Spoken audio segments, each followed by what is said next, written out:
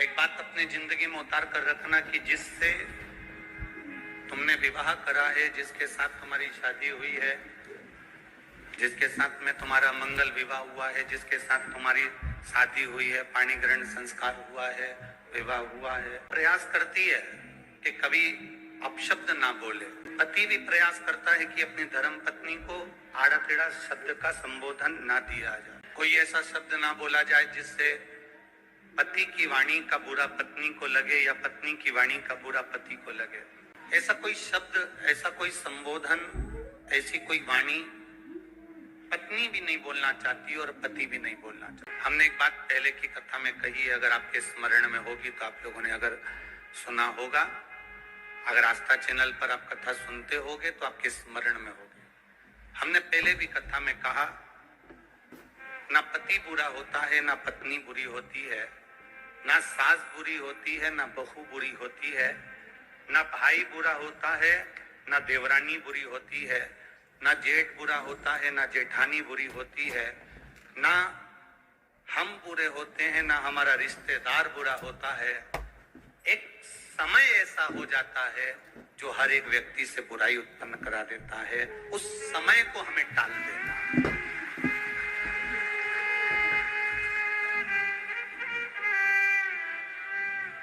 सरस्वती माता कब सावित्री बन जाती हैं, कब सावित्री माता सरस्वती बन जाती हैं, कब पार्वती दुर्गा बन जाती हैं, कब पार्वती माँ काली बन जाती हैं, कब लक्ष्मी वैकुंठी बन जाती हैं, कब माता लक्ष्मी अपने आनंद सुख को देने वाली धान्य लक्ष्मी, संतान लक्ष्मी, वैभव लक्ष्मी, सिद्ध लक्ष्मी, प्रतिष्ठा लक्ष्मी बन जाती हैं, समय का कोई ठिकाना नहीं।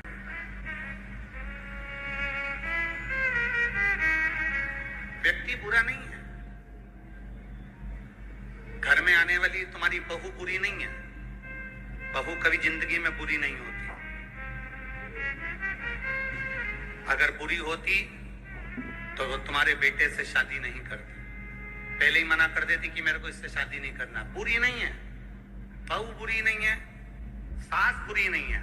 सास अगर बुरी होती तो अपनी रकम को तुड़वा कर, अपने जेवर को तुड़वा कर बहू के लिए रकम नहीं बनवाती, बहू के लिए जेवर नहीं बनवाती।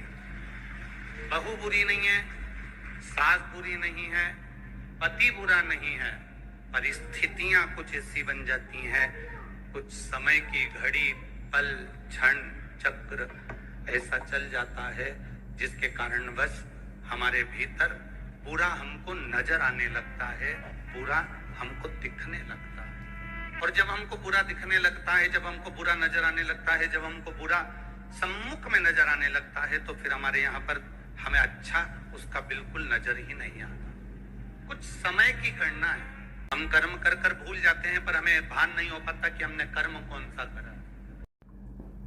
गणेश जी की स्कंद षष्ठी है, स्कंद छठ होती है, षष्ठी होती है। ये भादो के पावन महीने में पूरे वर्ष में केवल एक दिन स्कंद षष्ठी आती कि स्कंद भगवान के अगर केवल स्कंद पुराण को भी कोई जीव श्रवण कर लेता है तो मृत्यु तो मृत्यु, जीते जी भी उसके लिए मार्ग प्रशस्त होकर एक बार वो भगवान का दर्शन भले वो किसी रूप में करे, पर मरने से पहले उसको ऐसा महसूस होता है कि मैं वैकुंठ का दर्शन कर कर आया हूं। ये उसको भान होता है स्कंद पुराण को मात्र श्रवण कर लेने से। मात्र श्रवण, स्कंद भगवान का पूजन करा, भगवान शंकर का शिवलिंग बनाया, शंकर भगवान के गणेश जी को और स्कंद देव को बिठाकर पूजन किया। इतना पूजन करा विश्वामित्र और सत्याव्रत ने, इतना पूजन करा, भगवान विष्णु ने कहा नया रास्ता बना दिया जाए। विश्वामित्र जी ने धर्म से स्कंद देव से कहकर एक मार्ग का निश्चय किया। उस मार्ग पर राजा सत्याव्रत चलकर जाने लगे। जब थोड़ी दूर पर राजा सत्याव्रत पहुंचते सी उसी समय पर इंद्र को जलन होने लगी कि जीते जी तो कोई आ ही नहीं सकता, तो ये मरा हुआ ये जीते जी कैसे आ गया। इतने में इंद्रदेव ने उसी समय राजा सत्याव्रत को ऊपर से नीचे धक्का मार दिया। धक्का दिया, राजा सत्याव्रत नीचे आ गया। वैकुंठ के मार्ग से धक्का देकर राजा सत्याव्रत को नीचे फेंक दिया। राजा सत्याव्रत ने विश्वामित्र जी से कहा, मेरा तप, मेरी साधना और स्कंददेव ने मुझे मार्ग दिया, इसके बाद भी इसने नीचे क्यों फेंका? मैं नहीं जानता, और तू चिंता मत कर। विश्वामित्र जी ने कहा, फिर स्कंददेव की पूजन कर। महाराज, एक बेलपत्री, एक तुलसी, एक बेलपत्री, एक तुलसी, एक बेलपत्री, एक तुलसी स्कंददेव को चढ़ाया गया। और जब बेलपत्र और तुलसा चढ़ाया गया, स्कंददेव प्रसन्न हो गए महाराज, और प्रसन्न होकर कहा, भगवान नारायण को याद किया। भगवान विष्णु ने कहा, मांगिए क्या चाहिए? स्कंददेव ने कहा, एक काम करो, वैकुंठ तो दुनिया जाती है, इनके लिए अलग वैकुंठ का निर्माण करा जाए, अलग से वैकुंठ बनाया जाए। वैकुंठ लोक और मृत्यु लोक के बीच में एक वैकुंठ बना दिया गया, और उस वैकुंठ पर मार्ग प्रशस्त करा सत्याव्रत के लिए। जब राजा सत्याव्रत के लिए मार्ग प्रशस्त करा, तब भगवान विश्वामित्र को लगा कि वैकुंठ तो हवा में टंग रहा है, कहीं वापिस सत्याव्रत ऊपर चढ़ा और नीचे गिर गया तो करा क्या? तब भगवान विश्वामित्र जी ने उसी समय पर एक बड़ा सा खंबा ले जाकर उस वैकुंठ में लगाया। खंबे को लगाया, सत्याव्रत ऊपर गया।